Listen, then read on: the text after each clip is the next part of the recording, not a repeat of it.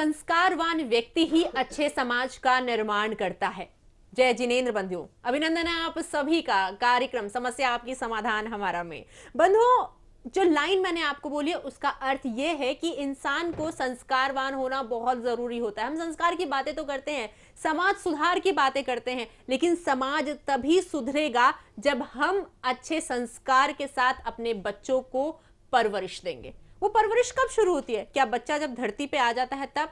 नहीं, बच्चे को अच्छे संस्कार देने की प्रक्रिया तभी शुरू हो जाता है जब एक मां गर्भ धारण करती है।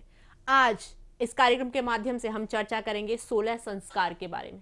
क्या होते हैं ये 16 संस्कार, किस तरीके से जीवन में कारगर साबित होते हैं, किस प्रकार से इस संस्कार का पालन करके हम एक अच्छे समाज का और अच्छे देश का निर्माण करते हैं। जानेंगे विभिन्न प्रकार की बातें इसी से संबंधित अपने आज के इस एपिसोड में।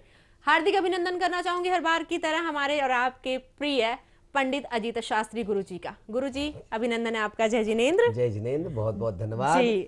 गुरुजी, हमारी कोशिश रहती है कि हम अपने दर्शकों के लिए कुछ नया दें, सिर्फ ज्योतिष और वास्तु के ऊपर ना उन्हें जानकारी दे, क्योंकि उन्हें ऐसा लगेगा कि हम भी बाकियों की तरह उन्हें भ्रमित तो नहीं करते। बहुत बढ़िया, बहुत बढ़िया। इसलिए हम चाहते हैं कि कैसे एक दूसरे से कनेक्टेड होते हैं, हम उस चीज के ऊपर चर्चा करें।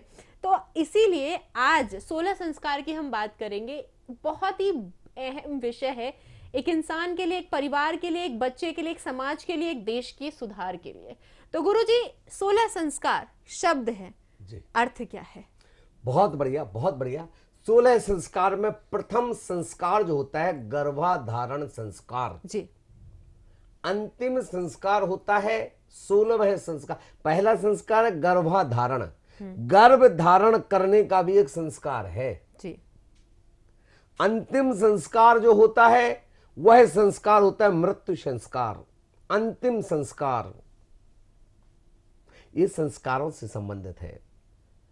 जनरली शादी हुई और शादी होने के बाद, विवाह होने के बाद वो कहते हैं साहब अभी हमको 2 साल बच्चा नहीं करना है, फैमिली प्लानिंग, या फिर हमको तुरंत बच्चा करना है। तो ये जो बात होती है ऐसा नहीं है। आप किसी कुशल ज्योतिषी के पास, एक कुशल गृहस्थाचार्य के पास, कुशल विधानाचार्य के पास, कुशल प्रतिष्ठाचार्य के पास जाएं और उनसे पूछें कि गुरुजी हम गर्भाधारण करने के लिए क्या उपयुक्त समय होगा।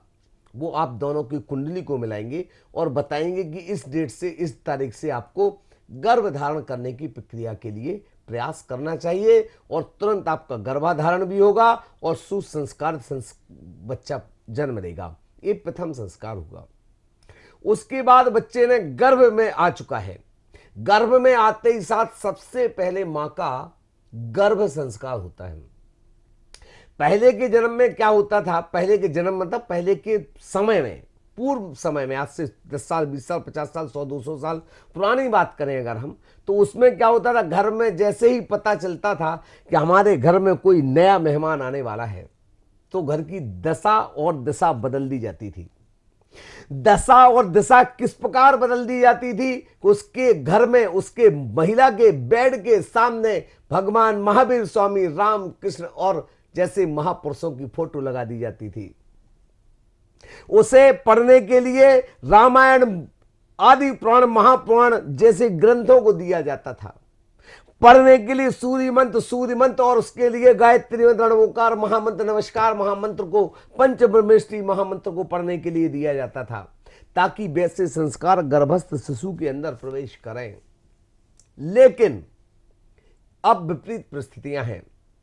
आजकल हम कहते हैं हमारा बच्चा इतना होशियार है, बड़े गर्व से कहते हैं। मैं कई बार किसी के घर में जाता हूं, कहती मेरा बेटा इतना होशियार है, अभी मात्र 2 साल का है, प्ले स्टोर से डाउनलोड कर लेता है वो गेम।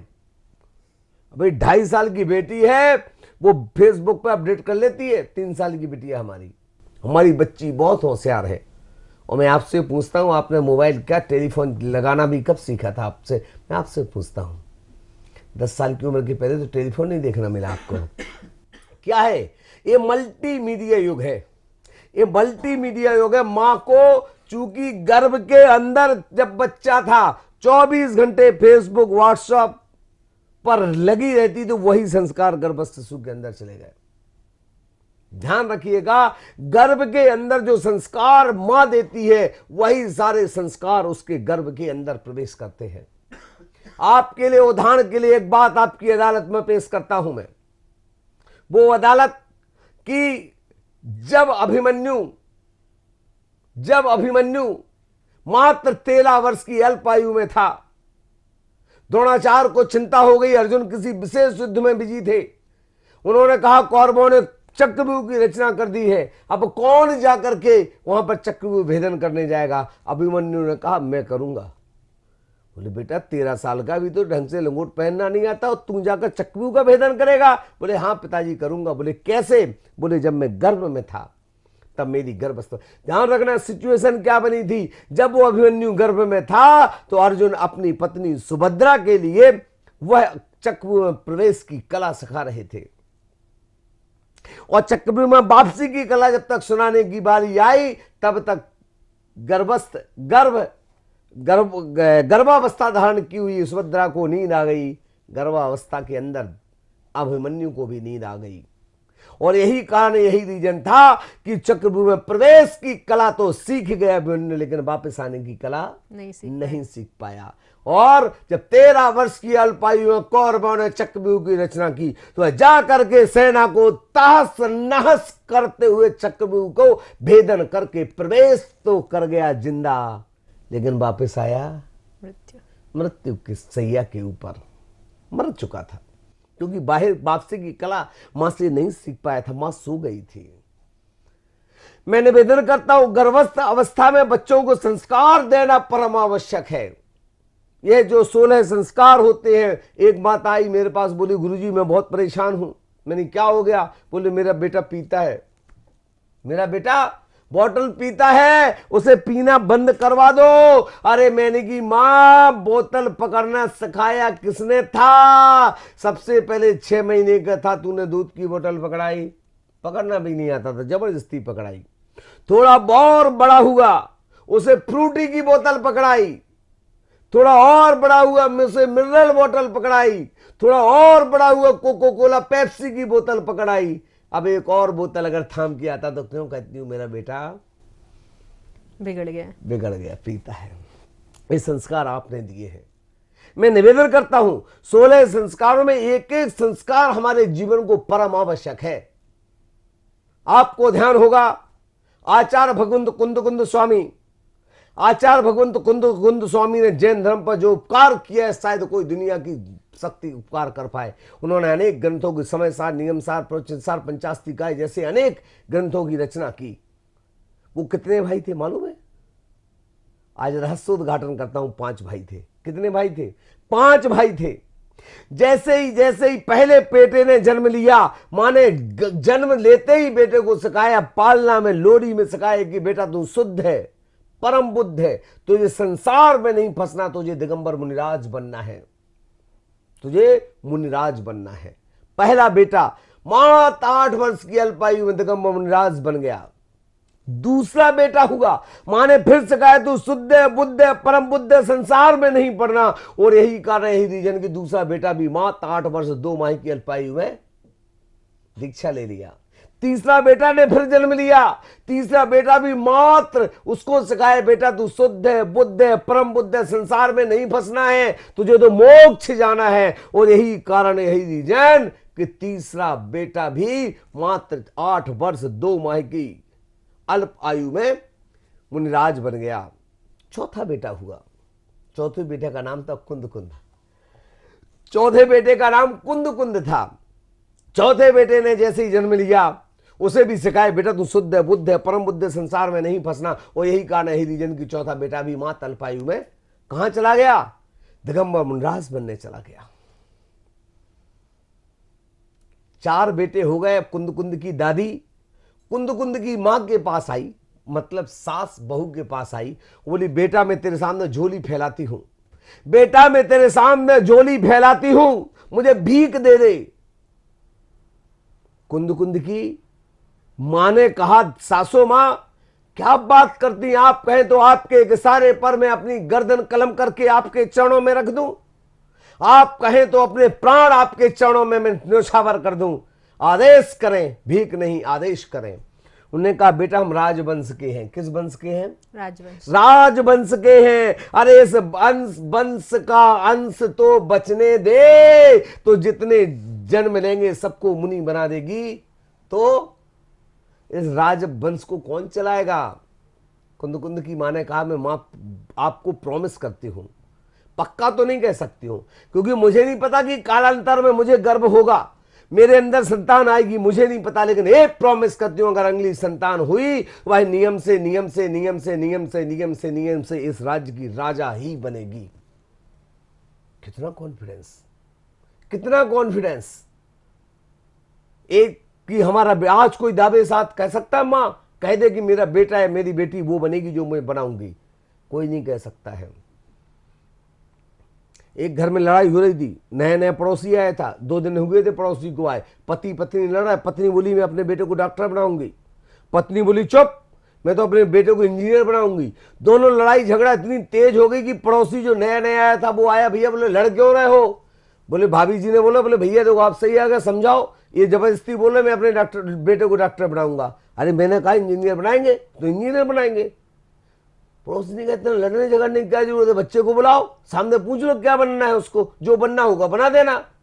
बोले बच्चा तो अभी है नहीं, तो फैमिली प्लानिंग चल रही है, बच्चा अभी हुआ ही नहीं, लड़ाई शुरू हो गई है। तो यही स्थिति यहां पर बनती है। लेकिन कुंद की मां ने ऐसा नहीं किया।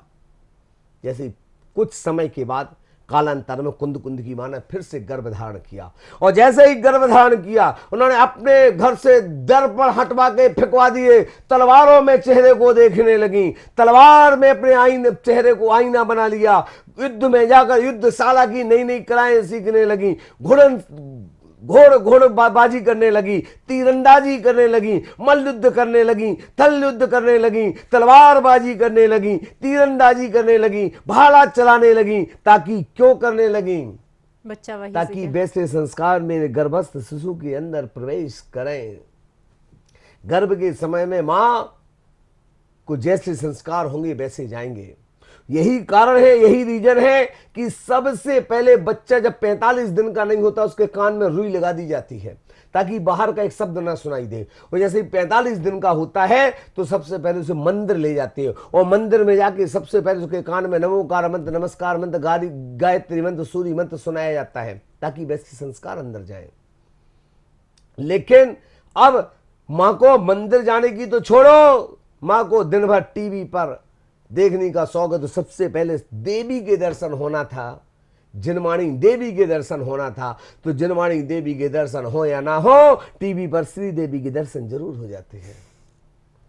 और यही कारण, यही रीजन है, मां को क्रिकेट खेलने का शौक है, तो देखने का शौक है, तो सच्चे देव के दर्शन हो या ना हो, कपिल देव के दर्शन जरूर हो जाते हैं।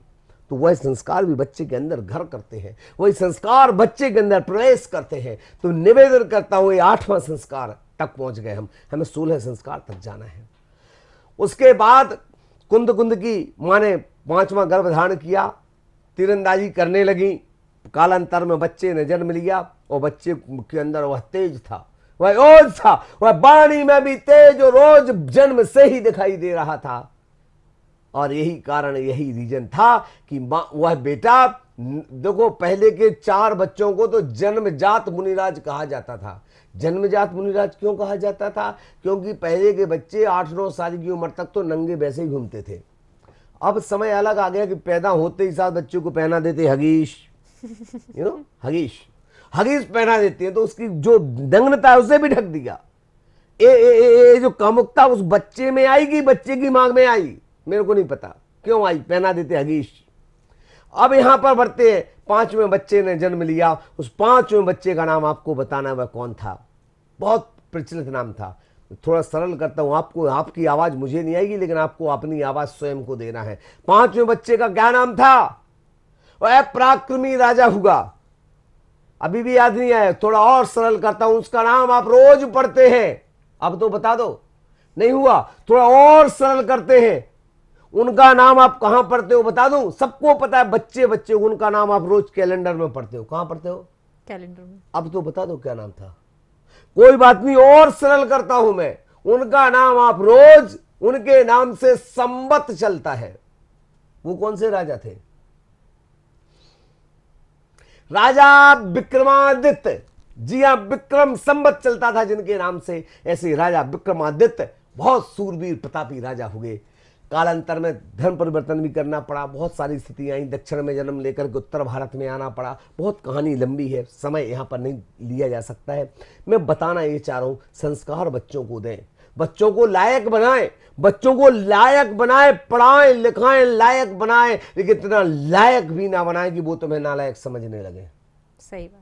बच्चों को संस्कार दें, बच्चों की उंगली पकड़ के कॉन्वेंट ले जाएं, लेकिन हफ्ते में एक दिन कम से कम मंदिर जरूर ले जाएं, गुरुद्वारा जरूर ले जाएं, अपनी जाति के अनुसार अपने धर्म मार्ग पर जरूर ले जाएं। वरना बच्चे की उंगली पकड़ के आप मंदिर नहीं ले जाओगे, कॉन्वेंट ले जाओगे, तो आप जब बूढ़े हो जाओगे, बच्चे जब बड़े हो जाएंगे, तो आपकी उंगली पकड़ के वो ओल्ड एज हाउस, वृद्धाश्रम में छोड़ के आ जाएंगे।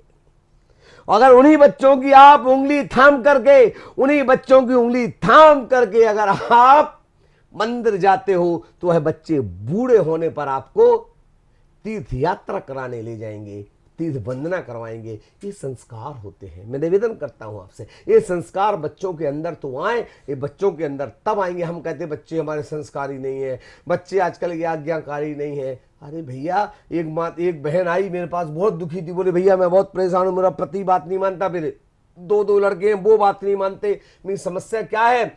गुरुजी बोले मैं तो सोची थी मेरा पति राम के जैसा मिले, मेरी संतान लौकिक के जैसी पैदा हो। अरे मैंने की बहन तू तो पहले सीता बन जा, तू मंदोदरी बनी है, और तब रावण ही मिलेगा तेरे को। जी बिल्कुल। गुरुजी बहुत कम समय रह गया, मैं चाहूंगी शॉर्ट में आप इसको कंक्लूड कर दें। जी, मैं निवेदन करता हूँ, इस 16 संस्कार जो हुआ करते हैं, इन 16 संस्कार जीवन में बहुत महत्वपूर्ण होते हैं। एक एक संस्कार स्टेप बाय स्टेप, अभी मात्र 9 संस्कारों की बात हो पाई, 16 संस्कारों पर पुनः चर्चा करेंगे, शेष बचे हुए संस्कारों पर। यह संस्कार आपके जीवन को कृतकार्य व पुण्यमय बनाए। मैं निवेदन करता हूं कि सारे घर में संस्कारित होकर के गर्भधारण संस्कार से लेकर अंतिम संस्कार तक पूरे 16 संस्कारों को करें और 16 संस्कारों को पढ़ें। इन्हीं मंगल भावनाओं के साथ आप सबका जीवन सुखमय, शांति, समृद्धिमय हो। इन भावनाओं से सादर जय जिनेंद्र। बिल्कुल। नंबर्स और सारी डिटेल्स आपके टीवी स्क्रीन पर लगातार आपको दिखाए जा रहे हैं। आज के लिए बस इतना ही, दीजिए इजाजत।